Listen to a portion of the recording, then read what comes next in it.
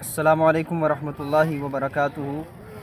سنن ابو داود کے اندر روایت ہے، رسول اللہ صلی اللہ علیہ وآلہ وسلم فرماتے ہیں کہ جو بلی ہے یہ پاک جانور ہے، یہ تمہارے گھروں پر طواف کرنے والی ہے، تو اس کا جو جوٹھا ہے وہ کھایا پیا جا سکتا ہے۔ مثال کے طور پر دودھ کے اندر یہ اپنا منہ مارتی ہے، تو اگر انسان کی طبیعت کو ناگواری محسوس نہ ہو تو اس دودھ کو جو ہے وہ استعمال کیا جا سکتا ہے۔ اسی طرح اگر پانی ہے، اس پانی سے وضو کرنا ہے اور اس کے اندر بلی منہ مار دیتی ہے تو اس پانی سے وضو بھی کیا جا سکتا ہے۔ البتہ جو کتا ہے اس کے بارے میں نبی صلی اللہ علیہ وسلم نے فرمایا کہ جس برتن میں کتا منہ مارے گا اس کو 7 دفعہ دھویا جائے گا، تو جب کہ بلی پاک جانور ہے، نبی صلی اللہ علیہ وسلم نے فرمایا کہ تمہارے گھروں پر طواف کرنے والی ہے، تو اس کا جو جوٹھا ہے وہ پاک ہے، کھایا پیا جا سکتا ہے۔ تو اللہ تعالیٰ جو ہے وہ ہمیں جانوروں کے ساتھ پیار محبت کرنے کی توفیق عطا فرمائے۔